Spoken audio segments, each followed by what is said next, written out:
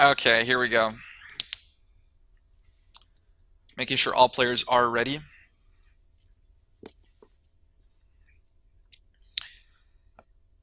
I'm really hoping for at least one of these games in the series to go into the late game. Knight and Lillekanin have a very interesting style, especially in the late game. Their chemistry is quite often flawless,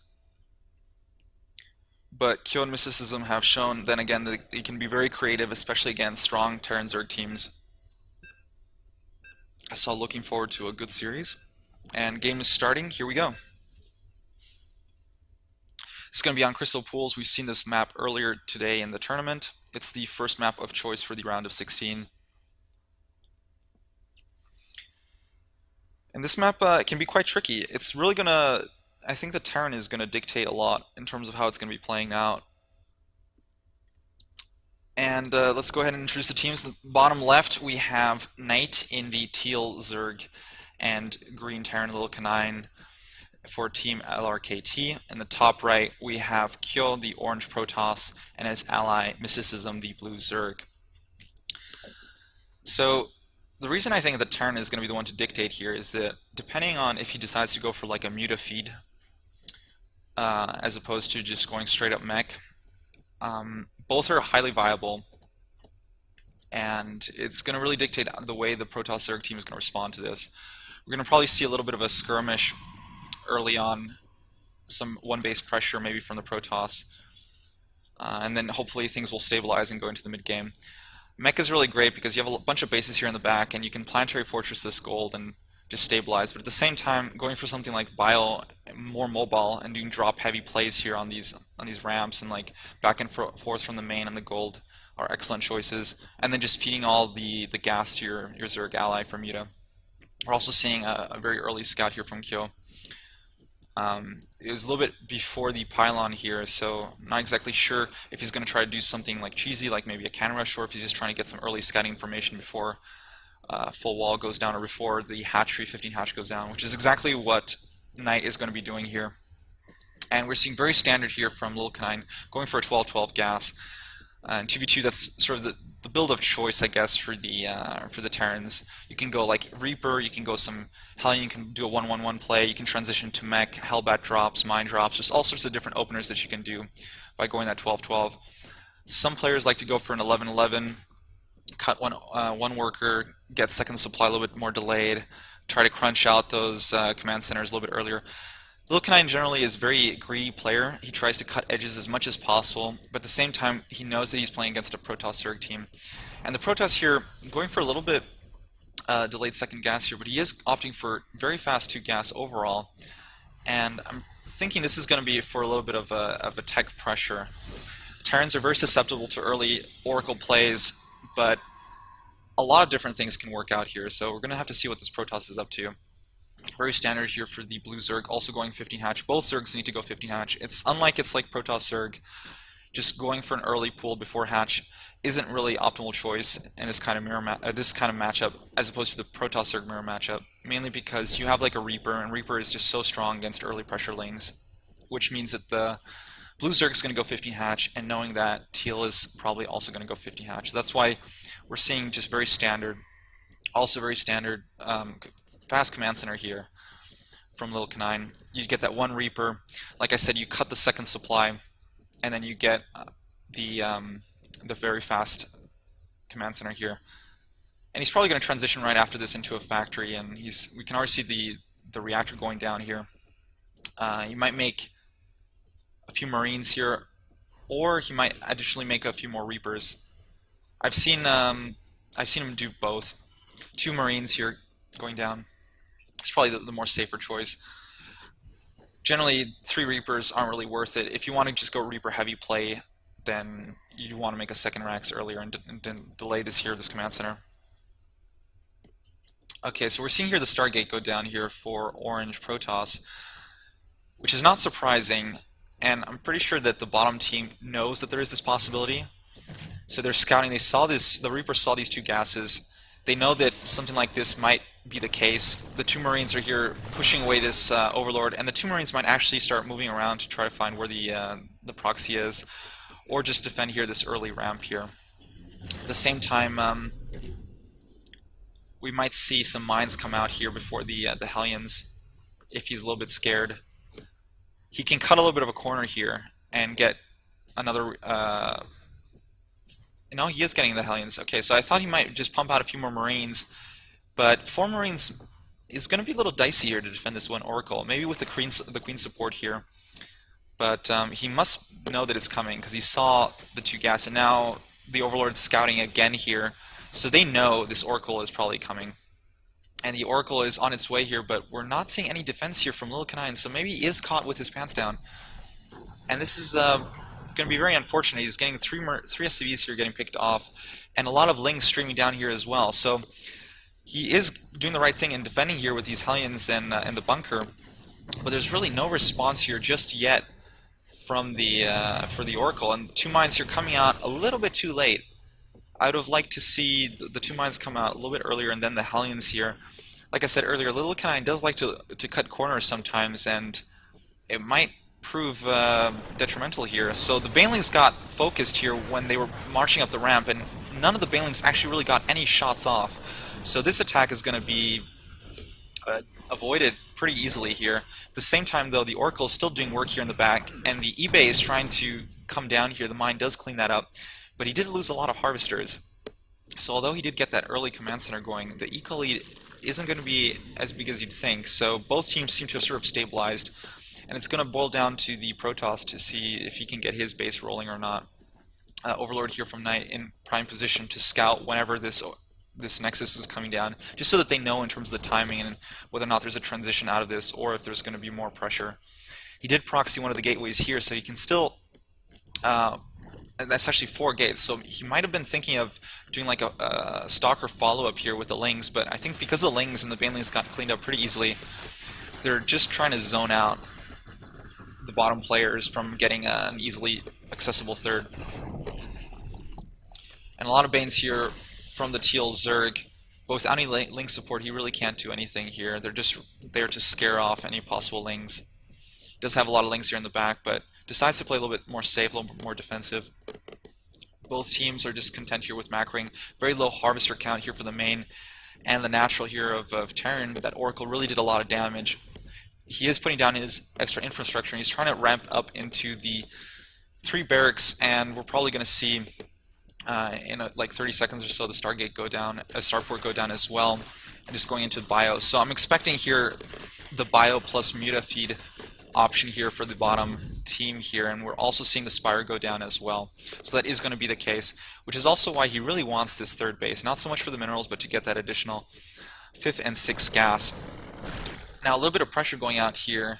This is the sort of the timing where the top team is transitioning into their own eco and their tech, so they have an opportunity, the bottom team has an opportunity here to pick off the thirds of the opponent's Zergs. So both Zergs are doing an excellent job here, just picking off these constant 3rd hatcheries that are trying to pop down here. Oracle also here swooping in by, see if it can get any picks off. The turret is in position, so there's not too much that can be done here. And now they're moving up the ramp here, a lot of Lings and Banelings. And this is always a key here. The Banes here need to try to harass these Lings here and push them away to protect the Stalkers. So you want those Banes to hug the Stalkers and the PZ as much as possible to make sure that they're well protected. So the bottom team decides not to play risky.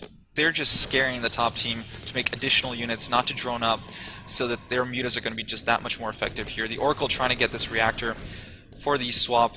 It's probably not going to succeed. The starport is here, and there's going to be the swap. He did finish his stim, and the combat shield isn't started quite yet, but we're going to see that bio transition shortly here from the Terran here, and a lot of reactor tech labs. I think this is a counterplay to all those Stalkers. He only really just needs Marauders. He's just thinking to himself, I just need Marauders against those Stalkers. My allies, Lings and Banes, will clean up the enemy Lings, and he still has a good amount of Hellions for that as well. So here the proxy has been spotted, and they're cleaning that up as well. And top team decides to go for the air route. So since they can't do the Muta feed, they decide to, both players are investing in air, Mutas and Phoenix, whereas the bottom team has more Mutas because of the feed, but can't really do anything against the feed. And I also like how they're sharing control here so that the blue player can control both the Phoenixes and the Mutas. So right now, since the teal knight here realizes that he can't really find a harass edge with his mutas, he's trying to just keep map presence here with his lings, checks quickly to see if there's a third base going down here. At the same time, he wants to defend this as much as possible. They're rerouting their forces over here.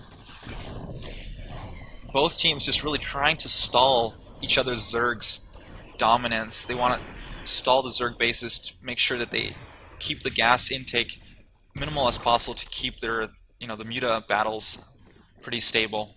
It really boils down to this air dominance at this point in the game.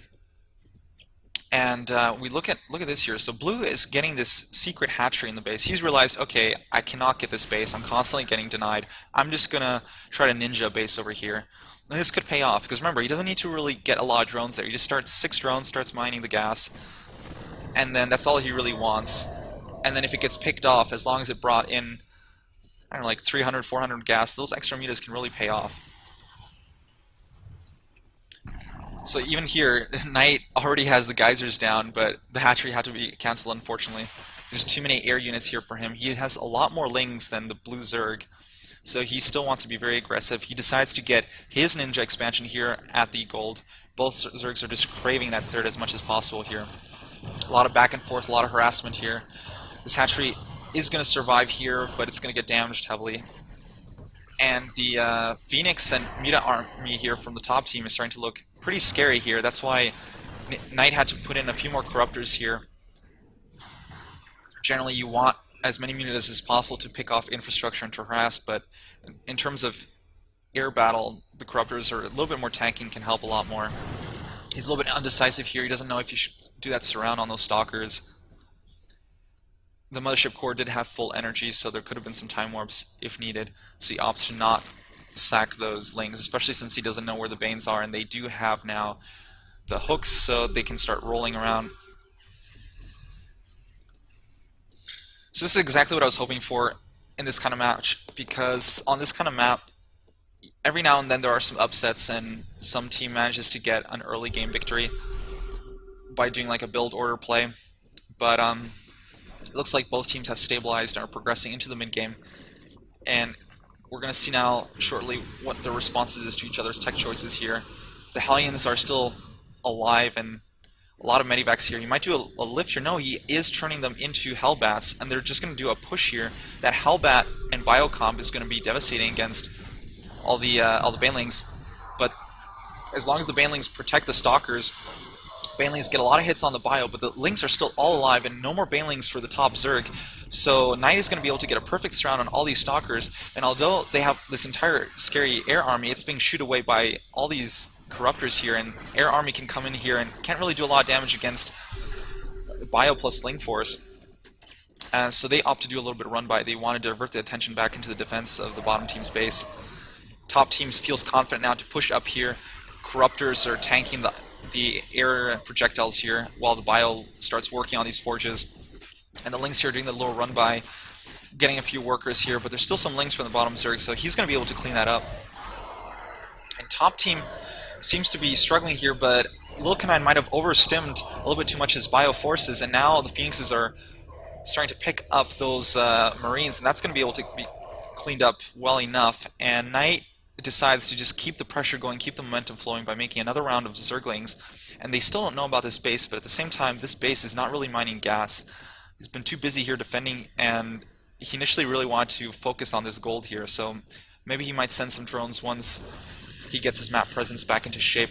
And this Nexus is probably going to go down, which is really big, because right now, the Terran and the Protoss, they're starting to get mined out at their main bases, so they need to get this third base going, because it's going to be virtually their second base. And the Nexus barely survives, so it's going to be vulnerable to a snipe shortly.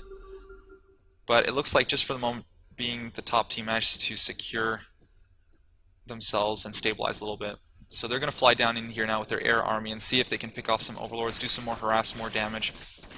And I love both Zergs here just being very aggressive and constant back and forth here with their Lings, keeping the map pressure going. Excellent job from both teams. And look at here, look at this Sim City here from Lillekanin. Supplies blocking off the bunker in case of additional Ling run-bys. Just trying to make sure that he can focus on his attacks next time around. Here the air army picking off some corruptors, picking off the gas. Any small free picks here are needed for the top team. Generally in Protoss Zerg versus Terran Zerg, late game it can go either way. Terrans, depending on if they have like a mech comp, Terrans are I guess the strongest, you would say, in the late game. But if the Protoss has a scary army already available to him and has a lot of gas that he can dump into whatever tech switch he wants, it can be just as devastating. At the same time, let's just remember last game when there was like a big Muta switch from Mysticism. Mutas are definitely still going to play a big role in the late game. So you might have to see some kind of play, maybe some Storm Archons here, or some Infestors. And it looks like the Protoss player is forced to use a lot of his Storm and a lot of his gas-heavy units here to defend this push. But at the same time, Lillekanin loses a lot of his bioforces. He does manage to save those medivacs, which is big. The medivacs will help with the next bio push, and I'm wondering if the top team could have been a little bit more diligent in chasing those down. Now, in terms of the economy, it looks like the top team has managed to spread themselves to the left side of the map, whereas the bottom team hasn't quite done so. So I'm hoping to see the bottom team start advancing on the right side, maybe grab this gold here with a planetary fortress. He is making another command center, so that might be the case shortly.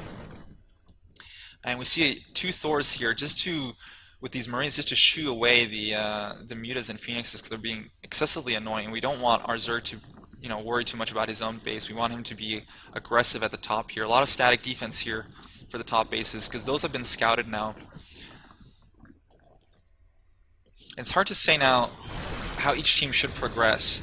Like right now, I think the Terran needs to really start securing some more bases, and maybe if he's not Muta feeding, focus on adding a little bit more. Yeah, he is adding more Thors in there. Keep adding those Thors. It's going to be a good thing in the long run.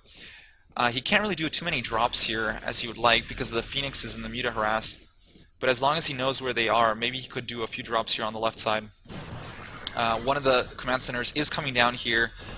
A few Lings here annoying him, delaying him. At the same time, Knights being very aggressive, constantly denying this gold and scouting the map, keeping the map presence here. Lillekanin chasing this flying army here from the top team, being very annoying. At the same time, he's managed to get this planetary fortress. And this is going to be massive because as the game progresses, we're going to see more and more planetary fortresses. We're going to see towers. We're going to see the +2 armor upgrade. One of the favorites of Lillekanin. Massive Bane Bust here destroys the 3 supplies and the bunker. Doesn't manage to get any of the SCVs. Pulls the SCVs in time. But the bottom Zerg is mined out from his main. No saturation at his quote-quote natural, his third that's turned into his second base.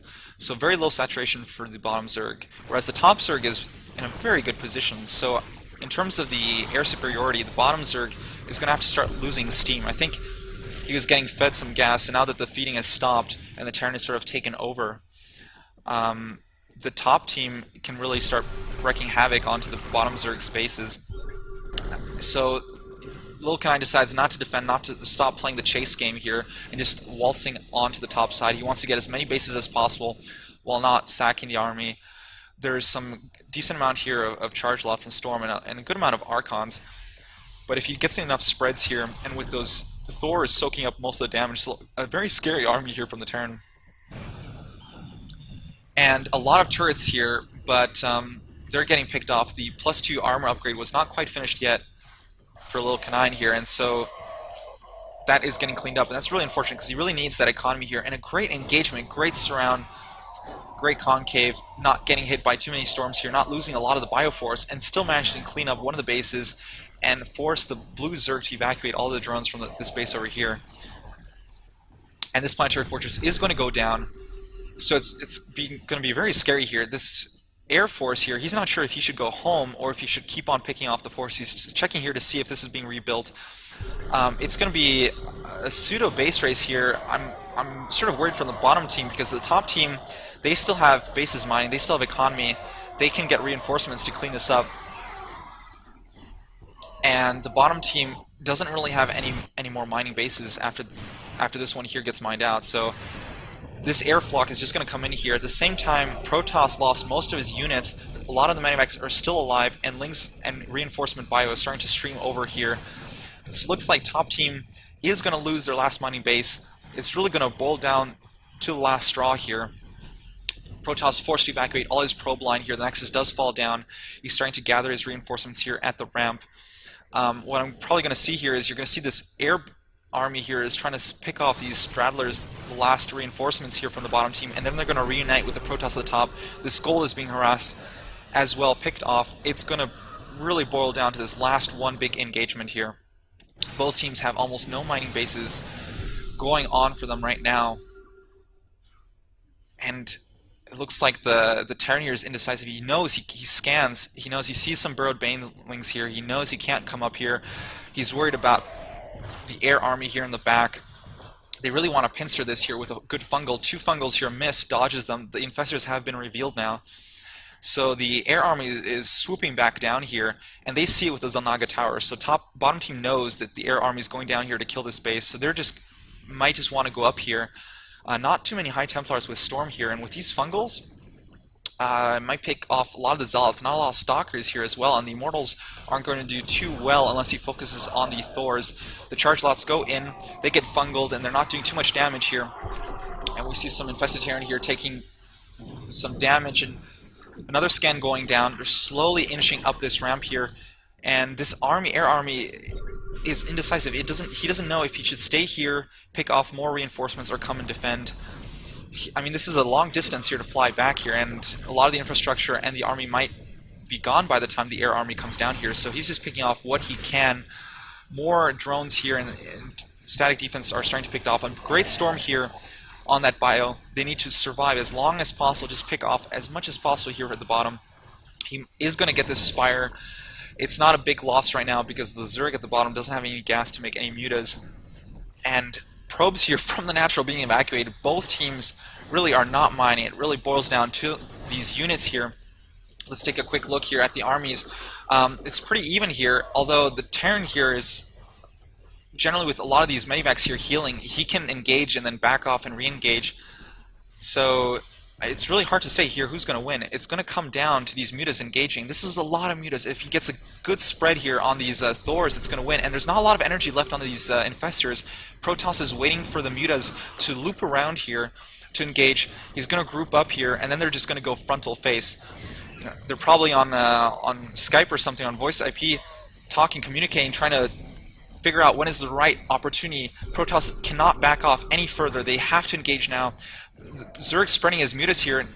He's trying to get baiting some of those fungals off. He's really afraid of those fungals, and he's just going for it. And Knight is waiting, and he gets 1 fungal off, 2 fungals off, but now the Phoenixes lift those infestors, and most of the mutas died. The Thor is gone, though. Protoss army is gone as well. It really just boils down to these mutas. It's really hard to say who's going to clean up. It looks like the mutas are going to win here, and it's going to be the bottom team's loss. Top team manages to defend barely by the skin of their teeth. Wow, what an engagement. And it looks like top team is going to take this game, or are they? Look at this train here of SCVs. Long distance have, 2-digit minerals still in their bank.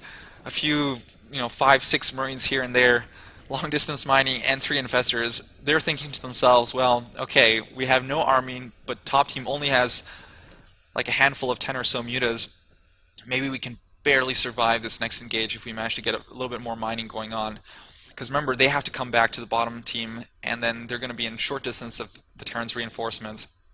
So we're going to see here what's going to happen here. The supplies are really dwindling for both teams.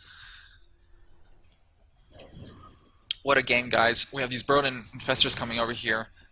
They might be able to catch, if they manage to catch a lot of these infestors here off guard, it's going to be big. And the mutas are pretty clumped up, and they're swooping in here. We might get a fungal, and a money fungal right there. And he goes for another one. And these Marines are just trying to, tank shots here for the infestors. Infested Terrans as well, tanking shots. He got another fungal. This fungal could be big. Look at this, guys. It's in the red. Oh, my God. But now the burrowed infestors from the top team are just surrounding here beautifully with infested Terrans all over the fungals. It was so close. Same time, we have here, a little link run by from the bottom team here. And it looks like this command center is going to be killed wow, all these infested Terrans here been used up, so the infestors are now out of the play, and the mutas are still barely alive, and they're going to start regenerating. So it looks like the bottom team now 16 supply for the Terran and 50 supply for the top Zerg. So the bottom team has almost no supply left, and top team has just enough to be able to keep map presence and fend off these little lings running up. It's really hard to say, guys, but I'm going to have to give it to the top team right now. That big engagement that we saw earlier at their base at the top really gave them the edge that they needed, and top team didn't make any mistakes after that. Yes, he got caught with the fungals, and bottom team did an excellent job, but it just wasn't quite enough here. Looks like both teams are just stalling a little bit more. They don't want to commit any mistakes. Top team is just satisfied with macroing up. He does have one base here mining. This base is starting to come back into operations. Top team knows that they can just win the game if they just play it safe, don't make any mistakes, any further engagements. The mutas here are just flying there. He's not even poking, he's not even checking the bottom team. He just wants to get full health on them, wants to wait until they're fully regenerated. Now that they have full health, he's coming back in to swoop to sort of assess the situation. 2 spores here. They've been lonely. They're just there to soak up muta shots or something like that. There's not much else that the bottom team can do here. Got all the minerals being dumped into Marines, as many as he can muster here. He's hoping here for another money shot fungal, but instead we got the blue team burrowed infestors, unburrows, gets a fungal on the Marines. The Marines are going to fall down. And that's going to be last of Terran's forces. He's going to drop into the 10 of supply. At the same time we have here another fungal. I mean, these fungals are really just a taunt. They're just taunting each other at this point. Mutas are just chilling over here. They might come in here at any time to finish this game. Both teams fought very valiantly, but it looks like the bottom team is just losing their steam. Infested Terrans here are forcing the command center to lift off. Some creep was being spread here to be able to burrow the spores, but it's just not quite enough. Mutas don't want to engage because the extra damage the spores do to mutas, but it doesn't really matter at this stage. It's going to be the GG, and there it's called. GG, guys. Excellent game from both teams. Well played by the top team. Great hold there. It was a very, very close game. And it's going to bring us to game number 2. So 1-0 for Kyo and Mysticism in this best of 3.